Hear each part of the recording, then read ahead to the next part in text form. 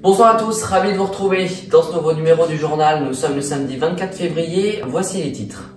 À la une de l'actualité, c'est le salon de l'agriculture qui a ouvert ses portes aujourd'hui à 9 h. Emmanuel Macron s'y est rendu. On fera un point dès le début de cette édition. L'acte 15 des Gilets jaunes a eu lieu aujourd'hui, alors que le mouvement est de plus en plus impopulaire et que les manifestations sont de plus en plus organisées. Comment ce mouvement va-t-il encore évoluer au fil des semaines? La réponse à cette question dans un instant. Une attaque d'envergure est en cours pour certains sites internet. Explication à suivre. Il y aura également la Ligue 1, le top 3, la météo et la météo des neiges. Soyez les bienvenus.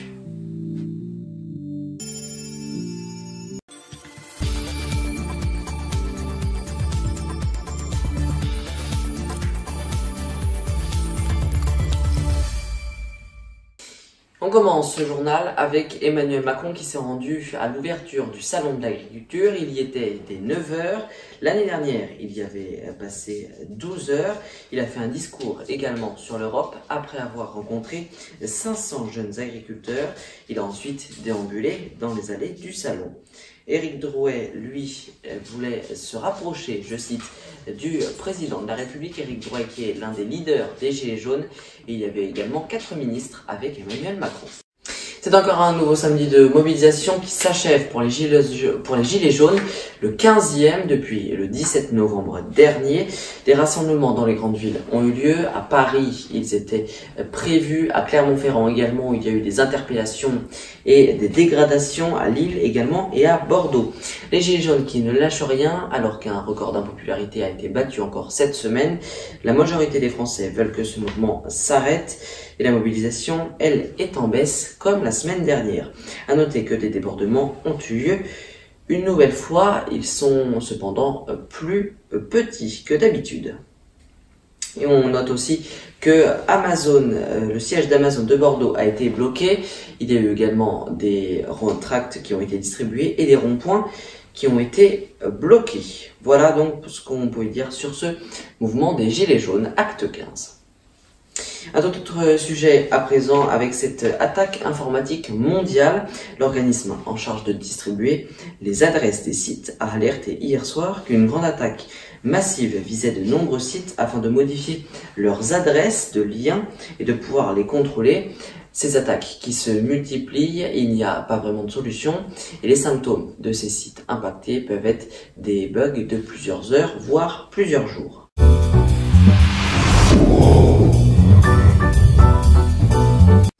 C'est l'heure de votre reportage en graphisme, un reportage qui va vous expliquer avec quel instrument mange-t-on le plus dans le monde. La réponse varie selon les lieux. Regardez. Selon les guides gastronomiques et les guides de voyage, c'est la main qui est le plus utilisée dans le monde pour manger, avec 3,5 milliards d'utilisateurs, essentiellement en Afrique. Les couverts arrivent en deuxième position, 3,1 milliards en Europe, Russie ou Amérique. Et puis les baguettes sont utilisées par 2,1 milliards de personnes en Chine, Indonésie et Japon. En bref, la fillette qui a été retrouvée inanimée dans un télésiège de la station de Châtel en Haute-Savoie ce jeudi, eh bien, une enquête a été ouverte pour non-assistance à personne en danger. La fillette va mieux, son état est stabilisé. On fait le point sur les départs et les retours en vacances. Aujourd'hui, Vision futé, voyez orange au national dans le sens du départ et même noir en Auvergne-Rhône-Alpes, car les 3 zones sont en vacances. Cependant, la zone B va les finir ce dimanche soir et la zone C les commence. La zone A, elle, va entamer sa 2e semaine. Dans le sens des retours, c'était vert, mais rouge en Auvergne-Rhône-Alpes et dans la région Bourgogne et Grand Est. Demain, ce sera vert. À présent, la Ligue 1, avec, vous le voyez, plusieurs matchs qui se sont déroulés hier soir. Saint-Etienne a battu Dijon 1-0. Strasbourg et Lille ont fait égalité 1-1. Pour la 26e journée de Ligue 1, aujourd'hui, à 17 h, il y a PSG Nîmes. À 20 h, Amiens, Nice. Angers se déplacera à Guingamp. Demain à 15 h, Nantes-Bordeaux. À Toulouse et Caen. Et puis Montpellier, Stade de Reims. À 17 h, le Marseille se déplacera à Rennes. Et enfin, à 21 h, en clôture donc de cette 26e journée, l'OL se déplacera à Monaco. À présent, c'est le top 3 des recherches sur Google. En première position, nous avons Alex Lutz, sacré aux 44e cérémonie des Césars en tant que meilleur acteur pour son film Guy. Nous avons ensuite du rugby avec les Françaises qui accueillent ce soir à Lille l'Écosse pour le tournoi destination féminin. Et puis ensuite la gare de Rennes qui a été évacuée à cause d'une odeur suspecte de gaz. Ce matin, également 2 bouches de métro et des rues aux alentours ont été fermées, mais tout a rouvert en début d'après-midi, d'après nos confrères de France Bleu. Et tout de suite c'est la météo, et ensuite ce sera la météo des neiges.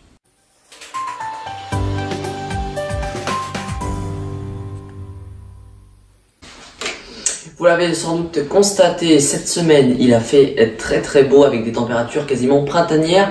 Certains arbres sont même en bourgeons, ce qui, par contre, eh bien, ne va pas durer. Vous le voyez, eh bien, au demain, il fera beau partout.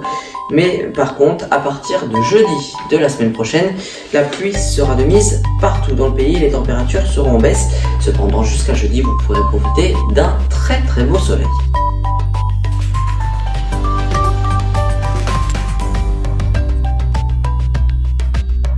La météo des neiges.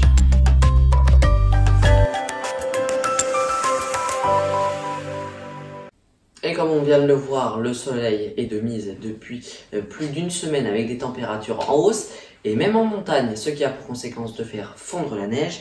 Sur certains domaines, eh bien, il peut y avoir très peu de neige. Attention aux avalanches également, mais par contre, il y aura du soleil pour skier.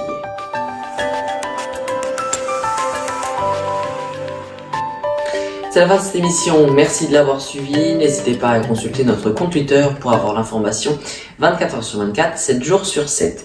Demain, vous retrouvez Théo Tornet pour son émission IT Express aux alentours de 13h. Pour eh bien, mercredi, ce sera Instant Média, toujours présenté par Théo Tornet. Vendredi, vous retrouverez Top News. Et puis, samedi prochain, j'aurai le plaisir de vous retrouver pour un nouveau numéro d'Infomag consacré à l'affaire Alexandre Benalla, qui est d'ailleurs en prison depuis quelques jours. Vous retrouverez également le journal à partir du 9 mars. Je vous souhaite de passer une très bonne soirée et je vous dis à très vite.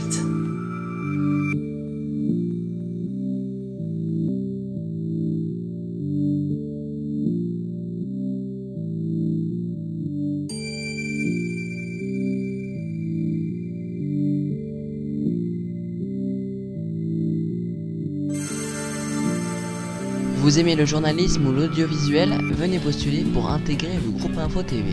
En effet, de nombreux postes bénévoles sont à pourvoir, que ce soit présentateur, journaliste, animateur radio, reporter d'image, technicien d'antenne, comédien voix off ou encore rédacteur d'articles. Différents projets sont possibles selon vos envies et vos disponibilités. Pour postuler, rendez-vous dès maintenant sur notre site internet infotv.fr.nf, rubrique recrutement ou envoyez un mail à groupeinfotv@gmail.com.